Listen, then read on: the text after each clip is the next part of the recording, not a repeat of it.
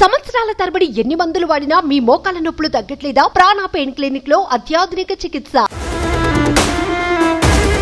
NDRF బృందాల దగ్గర నుంచి అన్ని కూడా ఎతికినా కూడా అమ్మాయి బాడీ అయితే ట్రేస్ అవుట్ అవ్వలేదు. తల్లిదండ్రులు ఎవరైతే ఇప్పుడు వాళ్ళు ఎవరైతే నిందితులు ఉన్నారో నిందితులను కూడా పట్టుకుని రిమాండ్కి పంపించడం కూడా జరుగుతుంది. ఆ ముగ్గురు పిల్లలు మైనర్లు వాళ్ళు చేయలేరు కాబట్టి వాళ్ళ పేరెంట్ని ఎవరినో సహాయం తీసుకున్నారు. వాళ్ళ పేరెంట్ ఏంటంటే కొడుకులు రక్షించాలన్న తపనలోని ఈ విధంగా వాళ్ళు కూడా చేయడం అనేది జరిగింది. క్రిమినల్కి పార్టీ ఉండదు, క్రిమినల్కి క్యాస్ట్ ఉండదు. దయచేసి అది కూడా గుర్తుపెట్టుకోవాలి. క్రిమినల్ ఇస్ క్రిమినల్ అంతే. క్రిమినల్కి శిక్ష పడాలి, ఆ శిక్ష పడేటట్టుగా చేసుకోవాలి అంతే, అంతకుమించి. నమస్తే, వెల్కమ్ టు సుమన్ టీవీ. హంతకులు ఎవరో తేలిపోయిందా? విచారణ ఇంకా మిగిలే ఉందా? ముచ్చుమర్రి మైనర్స్ మిస్టరీపై జనంలో ఉన్న ప్రశ్నలివే. ప్రభుత్వం ఈ ప్రశ్నలకు స్పష్టంగా సమాధానం చెప్పింది. హంతకులు దొరికిపోయారు, విచారణ ఇంకా ముగియలేదని చెప్తోంది. 9 ఏళ్ల బాలిక అదృశ్యంపై 9 రోజులుగా సాగిన విచారణలో అసలు నిందితులు ఎవరో తెలిసిపోయింది. బాలికను చంపి శవాన్ని దొరకకుండా చేసిన వారిలో ఎవరున్నారో తెలుసా? ఆ చిన్నారిపైన లైంగిక దాడి చేసిన ఈ ముగ్గురు మైనర్ల తల్లిదండ్రులు. ఈ మాట నేను చెప్తున్నది కాదు, స్వయంగా ఏపీ హోంమంత్రి చెప్తున్న మాట.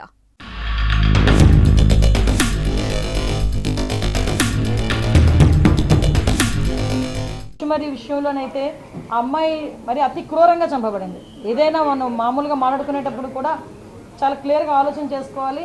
ఆ అమ్మాయిని కూడా గొంతు నిలిపి చంపి అక్కడ వాళ్ళు చెప్పిన విధానం బట్టి ఒక రాయి కట్టి అక్కడ ఉన్న చెరువులోనో కొలలోనో పడేసిన పరిస్థితి. సో అటువంటి సిచ్యువేషన్లో అమ్మాయి బాడీ కూడా ట్రేస్ అవుట్ అవ్వలేదు. ఎన్డీఆర్ఎఫ్ బృందాలు ఇంచుమించుగా చాలా ఎక్కువగా మేమందరం కూడా పంపించడం జరిగింది. ప్రతిరోజు కూడా కంపల్సరీగా చంద్రబాబు నాయుడు గారు దీని గురించి మానిటర్ చేస్తున్నారు. మమ్మల్ని ప్రతిరోజు అడుగుతున్నారు ఎంతవరకు వచ్చింది, అది రిపోర్ట్ ఏంటని అడుగుతున్నారు. దీని మీద మేము అంత ఎన్డీఆర్ఎఫ్ బృందాల దగ్గర నుంచి అన్ని కూడా ఎతికినా కూడా అమ్మాయి బాడీ అయితే ట్రేస్ అవుట్ అవ్వలేదు. ఇప్పుడు ఆ తల్లిదండ్రులు ఎవరైతే ఇప్పుడు వాళ్ళు ఎవరైతే నిందితులు ఉన్నారో నిందితులను కూడా పట్టుకుని రిమాండ్కి పంపించడం కూడా జరుగుతుంది. అరెస్ట్ చేయడం జరిగింది. ఇప్పుడు రిమాండ్ కూడా పెడుతున్నారు. అట్ ద సేమ్ టైం ఆ కుటుంబానికి చనిపోయిన బిడ్డను ఎవరు కూడా తీసుకురాలేదు. జస్ట్ వాళ్ళకి ఒక కాంపెన్సేషన్ విషయంలో ఒక 10 లక్షల రూపాయలు ఇవ్వాలని చెప్పి ఆ ముచ్చుమరి కేసులో మనకి 9 సంవత్సరాల ఆడబిడ్డకి ఏదైతే అన్యాయం జరిగిందో, అమ్మాయి హత్యగా వెంచబడిందో ఆ కుటుంబానికి 10 లక్షల రూపాయలు. అదేవిధంగా ఇప్పుడు అత్యాచారానికి గురైన బాలిక ఉంది, బాలిక ఇన్ ద సెన్స్ పసికందు, ఆ పసికందుకి కూడా ఒక 5 లక్షల రూపాయలు ఫిక్స్డ్ డిపాజిట్ చేసి రేపు పొద్దున్న అమ్మాయికి ఉపయోగపడేటట్టుగా ఫిక్స్డ్ డిపాజిట్ చేయమని కూడా ఇప్పుడే సీఎం గారు ఆదేశాలు ఇచ్చారు. ఈ విషయంలో ఎలాంటి వాళ్ళైనా కూడా పగడ్బందీగా ఎట్టి పరిస్థితులను వదిలే ప్రసక్తి లేదు అని చెప్పి చాలా క్లియర్గా చెప్పడం జరిగింది. నేను ఏమంటానంటే ఎవడైనా అనవసరం, తప్పు తప్పే. క్రిమినల్కి పార్టీ ఉండదు, క్రిమినల్కి క్యాస్ట్ ఉండదు. దయచేసి అది కూడా గుర్తుపెట్టుకోవాలి. క్రిమినల్ అన్నవాడికి పార్టీ ఏంటి, క్రిమినల్ అన్నవాడికి క్యాస్ట్ ఏంటి? క్రిమినల్ ఇస్ క్రిమినల్ అంతే. క్రిమినల్కి శిక్ష పడాలి, ఆ శిక్ష పడేటట్టుగా చేసుకోవాలి అంతే, అంతకుమించి. చిన్నారిపైన అత్యాచారం జరిగింది నిజం. చిన్నారిని గొంతు నులిమి చంపింది నిజం. ఆ చిన్నారి మృతదేహానికి రాయిని కట్టి నీళ్లలో వదిలిందే నిజం. కానీ డెడ్ బాడీ ఇప్పటి వరకు కనిపించింది కూడా నిజం. 15 ఏళ్లు నిండని ముగ్గురు మైనర్లు ఇంత పెద్ద స్కెచ్ వేశారంటే ఎవ్వరూ నమ్మరు. ఖచ్చితంగా ఈ ముగ్గురి వెనుక మరెవరో ఉన్నారని మొదటి నుంచి అనుమానాలు కలుగుతూనే ఉన్నాయి. అనుకున్నట్టే ఆ అనుమానాలు నిజమయ్యాయి. బాలిక డెడ్ బాడీ అదృశ్యం వెనుక ఆ ముగ్గురు మైనర్ల పేరెంట్స్ హస్తం ఉందని నంద్యాల పోలీసులు తేల్చేశారు. అందుకే ఈ ముగ్గురు మైనర్స్ పేరెంట్స్ 5 మందిని అదుపులోకి తీసుకుని విచారించారు. చివరికి పేరెంట్స్ నిజాన్ని ఒప్పుకున్నట్టు తేల్చారు. ఈ విషయాన్ని స్వయంగా హోంమంత్రి అనిత ప్రకటించారు. దీంతో ముచ్చుమర్రి మిస్టరీ వీడిందని తేలిపోయింది.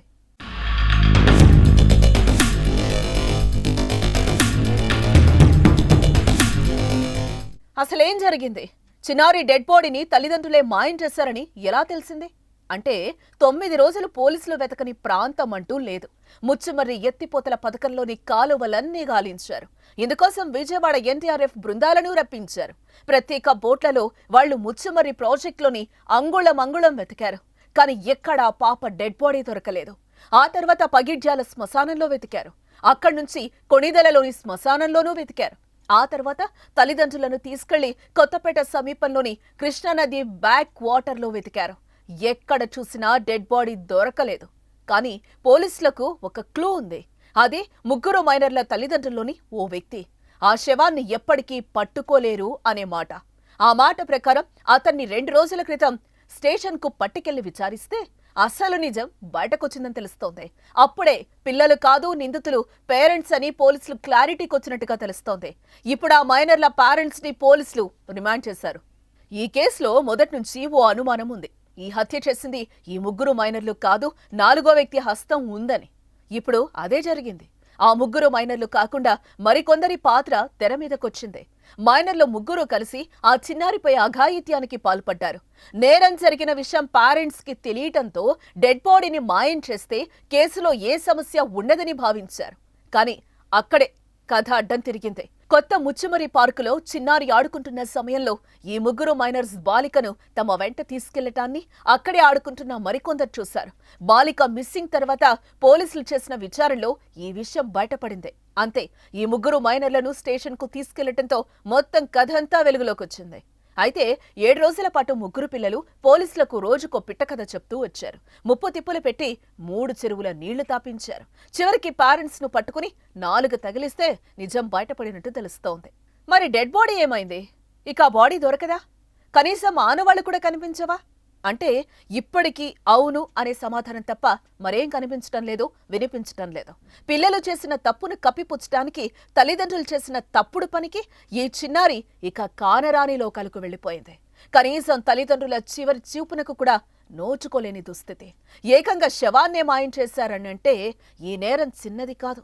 పోలీసులకు కూడా అంతు చిక్కని స్థితిలో ఈ కేసు మారిందంటే పరిస్థితిని అర్థం చేసుకోవచ్చు.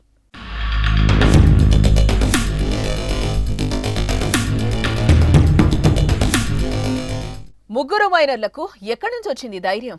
ముందు నేరం చేయాలని ఆలోచన ఎక్కడి నుంచి వచ్చింది అంటే జస్ట్ సింపుల్ ఆన్సర్స్.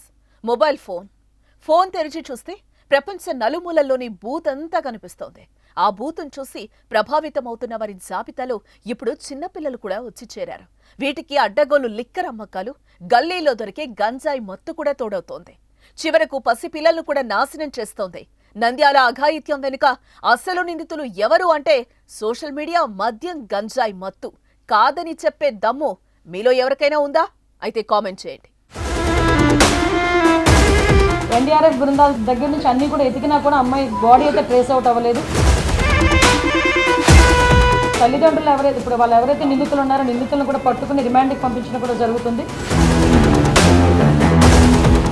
ఆ 3 పిల్లలు మైనర్లు వాళ్ళు చేయలేరు కాబట్టి వాళ్ళ పేరెంట్ని ఎవరినో సహాయం తీసుకున్నారు. వాళ్ళ పేరెంట్ని ఏంటంటే కొడుకులు రక్షించాలన్న తపనలోని ఈ విధంగా వాళ్ళు కూడా చేయడం అనేది జరిగింది. క్రిమినల్కి పార్టీ ఉండదు, క్రిమినల్కి క్యాస్ట్ ఉండదు. దయచేసి అది కూడా గుర్తుపెట్టుకోవాలి. క్రిమినల్ ఇస్ క్రిమినల్ అంతే. క్రిమినల్కి శిక్ష పడాలి, ఆ శిక్ష పడేటట్టుగా చేసుకోవాలి అంతే, అంతకుమించి